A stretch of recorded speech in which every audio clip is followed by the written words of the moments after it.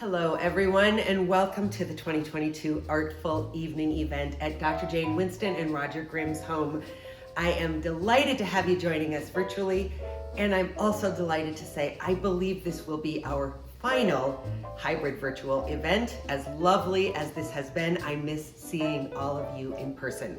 But thank you for joining us this way, for coming to this beautiful home, and for supporting the Individual Arts Partnership Grant Program through your donation and support tonight.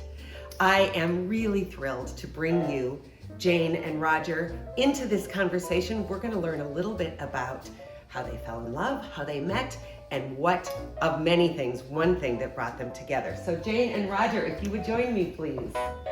Hello. Good to see you. Good to see you too. Thank you so much for opening your home to this really beautiful event. You have a perfect home for this, and we're thrilled to be here. So tell me, you are newlyweds, because COVID time doesn't even count as real time. So in some ways, it's like you've been married for 3 minutes. So tell us about your courtship quickly, and how long you've been married, and how long you've been in this beautiful house. Well, short story. We both lost our spouses in 2016. We were introduced by some mutual friends in early 2019. And we bought the house at the end of 2019. Got married in 2020. Of course, we ended up combining art. My first wife and I had collected a number of pieces over the years, going back mid-1970s by Brunel Bayless. Okay. And that was something we had in common, was a love of art. Yeah. And we were able to combine our art, and we'll share some of it with you today. I had a lot of Native American art because my first husband was a volunteer at the Heard Museum in Phoenix. Okay. And so we collected a lot of Native American art and used that in our home in Arizona. And my mother took art classes from James Rourke, Jim O'Rourke years ago. And I was a recipient of that too. Took a course from Charles Beck in Fergus Falls as a high school student. So what a lucky woman you are. So lots of art in our background. Yeah.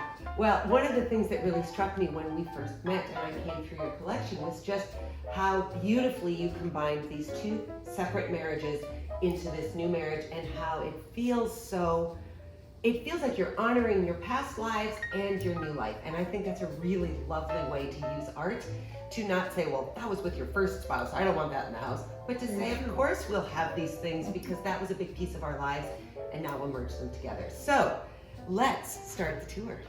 Well, the Charles Beck weeds we picked up a long time ago, my wife and I believe actually it was back when the Plains Art Museum was in Moorhead. Of course, John Offit. There's a lot of John Offit John's down glass. here. These are actually pieces my wife and I blew in Seattle. Don't look at them too closely. I'm impressed. I'm impressed as well. This is a black and white that I shot. So that has actually been published in a textbook. Makes you an artist, Roger. Yeah, makes me an artist of whatever sort. And what about this piece? And that's paper art by Tim Yes. Ray. Oh, it's Tim Ray. Okay, Yes. yes. Year 2000. Wow. Yeah, It's so fabulous. a lot of the art that we have, it's connected to an event. Sure. Somehow it's connected to an An event. art fundraiser. Well, I was going to say, because what everyone knows is that art is excellent on a silent auction. It's great for a fundraiser. It's great at a live auction. People love to be able to take something home, and that's a great thing to take home. Let's move to So the other half. side. Pay attention to the heart, because hearts are a big theme at the Winston Grimm household. And that's called Art with Heart by Anne Steinhoff. This is kind of a companion piece to my dancers. In fact, we knew Ross Collins, and Ross liked my print. And I had a number of copies, and so Carol gave him the print that was hanging in her office one day. And Ross said, well, I can't take it without giving you something in return. Wow. So this is Ross's print, which he then turned around and gave to us. You've had good swapping luck. Yeah, well, you know. Yeah. I mean, I guess if you have good art to give, you get good art back. It sounds bizarre, but there are a couple of pieces we'll show you. I've got a sister-in-law and her husband in Omaha that collect art. Yeah. And he has actually joked about just piling up all of their art in the back of his car, driving to Fargo and putting it all in this house. And we could give him all of ours, and he Sure. would.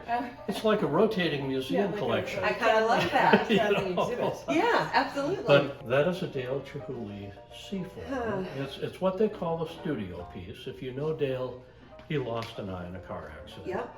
And so he doesn't actually blow glass anymore. He directs Yes. blowing glass.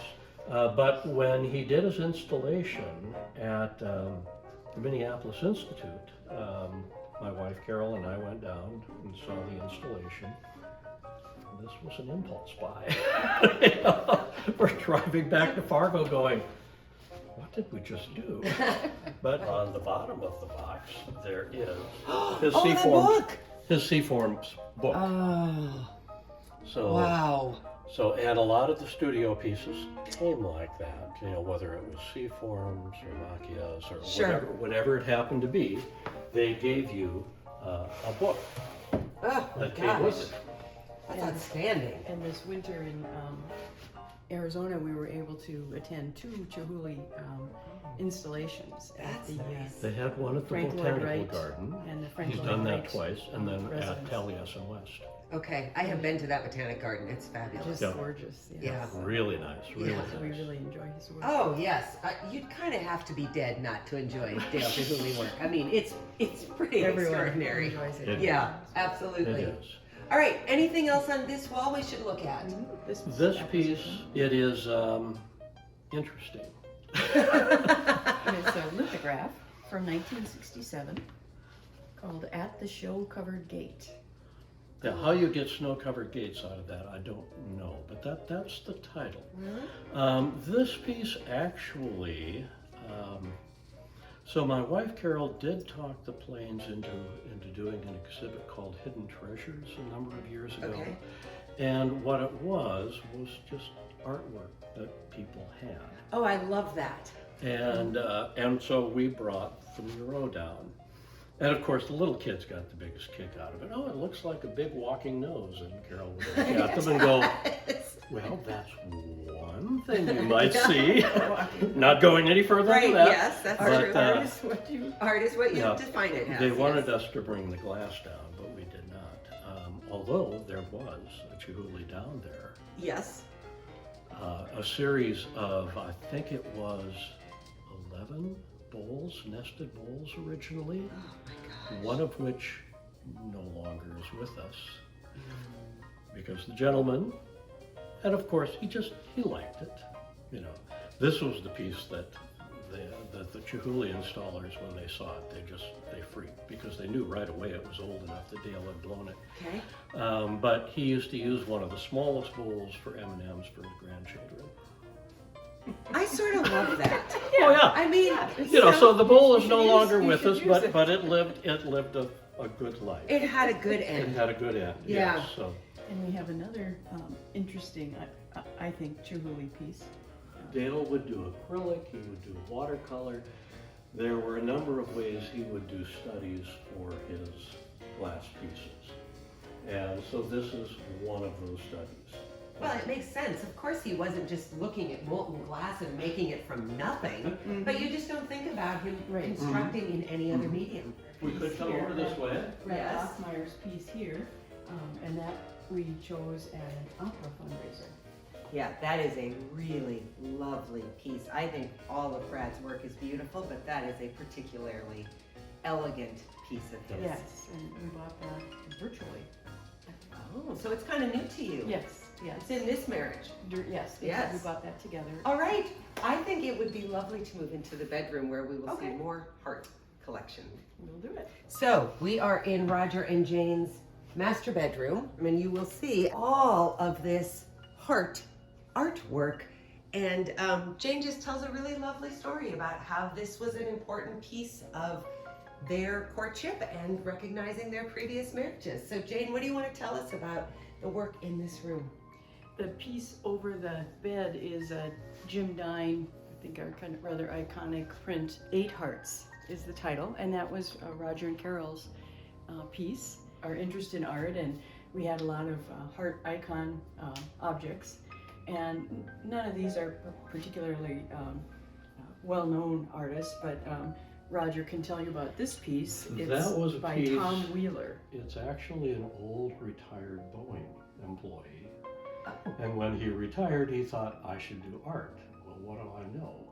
Well, I know how to work with aluminum sheets. Okay, makes sense. And so that we bought down in San Antonio. I think this was... That's a raccoon right? tile. And other pieces were gifts, and once you start collecting something, I was going to say, do you find that people just, shower you with hearts? A friend gave me the copper heart at the end, and I think that's made by Tin Lizzie downtown. And so, I think there's kind of a theme that people, you collect something or you're interested in it. Well, if you're going to collect something, hearts are nicer than, say, like iguanas. Frogs. I mean, frogs, pigs, And Roger can speak to the print in the corner. Okay. Here. The title is Vermilion Sweet Sonac by R. Black. But that is another piece on permanent loan.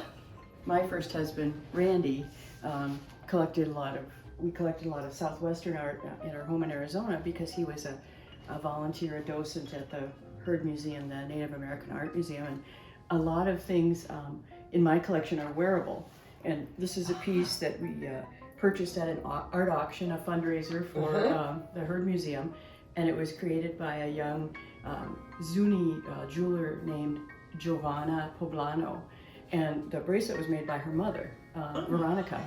And I really appreciate their work because they take traditional Native American stones, turquoise, and they do a contemporary interpretation of jewelry. That's unbelievable. And that's the mother, and this is her daughter, Giovanna. Wow. And I met this artist and had this piece commissioned 3 years ago. Her name is Kim Ballard, and her theme at the time was she took lyrics from songs and created art. And so I asked her, my first husband had a beautiful singing voice, and one of his favorite songs was Nat King Cole's Unforgettable. And so I asked her to take the lyrics from Unforgettable and the heart theme, and she created this piece for me, and actually picked it up in Minneapolis the same 3 years ago this month, which is when Roger and I met. So that's a very important piece to me. Yeah, it's really beautiful. One of the things that I'm so struck by, because you clearly both have a long history of collection, is that you did not fill this space with 12,000 pieces of art. It feels incredibly intentional. I have to think there was art that you didn't hang up. We're not clutter people. We like, it's calming to me to have more clean space. Yeah. So well, you've done it really, really well. Thank you. It's. I thought it last time I was here, and I'm reminded of it again this time. It's sort of curated, I guess. Yes, absolutely it is. Yes. All right, how much do I love art? Enough to stand out here freezing cold in the rain with Roger and Jane, because this is an instrumental piece to their relationship. So tell us about this massive sculpture, which everyone will see when they come to the house. Well, it is made by a gentleman named Michael Jones. Michael Jones Designs. He is in Big Fort, Montana. And it's called a Warm Caramel Twist. And he delivered it 2 days before our first anniversary. And when is your anniversary? Oh gosh, you're putting a guy on the spot here. You're a newlywed. Well, COVID time doesn't count there. This piece is incredible and really sets your whole house off. So I love that that's an anniversary piece. Let's go inside. All right, so we're making our way downstairs to their beautiful basement, where we will do our last section of recorded conversation about the art. So Jane, tell us please about these pieces and that piece back there, because they're all by the same local artist. Yes, I mentioned earlier that my mother and I, when I was a teenager, she was a student of James O'Rourke, art teacher and collector and artist. And these are done by his brother Orland, these 3 pieces. And I purchased them at an estate sale after his wife passed away several years ago. Oh, okay. And I was just so pleased because of the connection with my mother and remembering studying with his brother. I was so pleased to acquire them. And this piece has some interesting parts in it. It's a collage, and you can see a piece from a gallery in South Fargo at the time. And I just always loved it. And I think the title of this one is Dakota something. So I just really loved it in 1972. With carpet squares or some sort of Lots of tapestry and lots of there's a lot of fabric in it, and he seemed to have done a lot of collages, which I remember when that was very popular in the 70s.